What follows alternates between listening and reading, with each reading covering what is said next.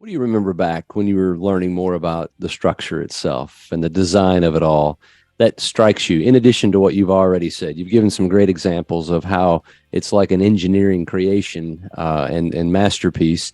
What else comes to your mind when you think just about the structure of the lumbar spine and the sacrum? In case I forget, there's a second, more subtle issue, which you've raised in your written questions, but the big answer is look at the marvel of the disc. And I put it to you that my book is the only source that you will find that explores insights into the magnificence of the intervertebral disc. In conventional education, hey, it's a thing. It's got these parts to it. Annulus fibrosus, nucleus pulposus, next. The bugger herniates, and that's its clinical relevance. No, the problem there is, how do I separate two vertebrae? That is the essential feature of the disc. If you don't separate the vertebrae, it's like looking at two bricks stacked on one another. Very good for holding things up. The pyramids of Egypt have not collapsed. They've been eroded, but they have not collapsed in 3,000 years. But the bricks in the pyramids can't move. So if all you had was stacking of bone on bone, they would not be able to move other than twisting. So the whole idea of the disc was it's almost hydraulic. Imagine an airbag that pumps the two vertebrae apart. Now that they're separated, there's room for them to dip towards one another. Dip forwards for flexion, dip backwards for extension.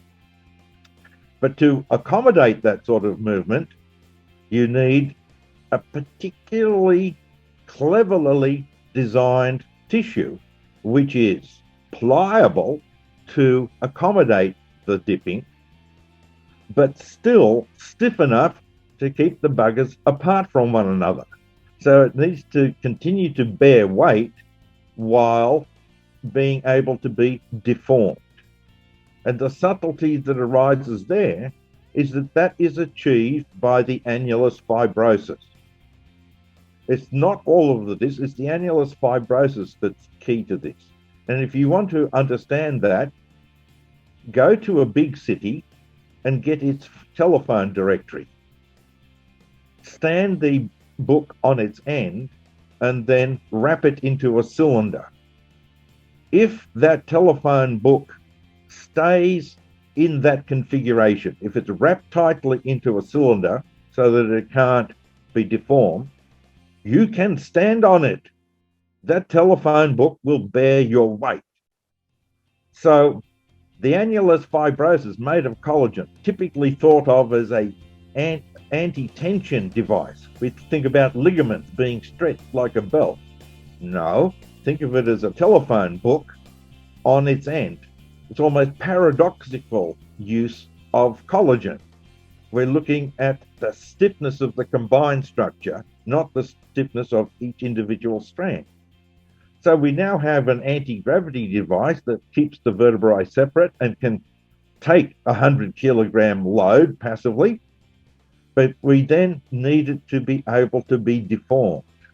Well, that's why we put the telephone book in a ring structure, not a solid cylinder, but a cylinder with a space inside it.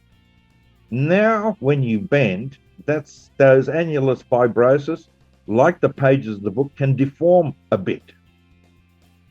They'll bend and start to collapse.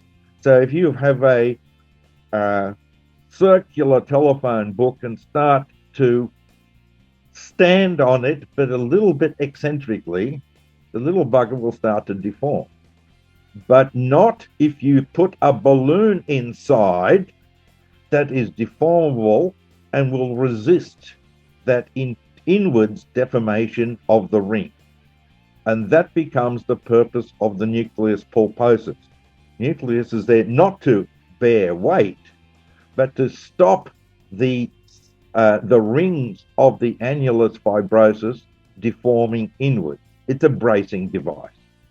And so what I've described there briefly illustrates what I was saying before, that look into details and see the elegance of the design.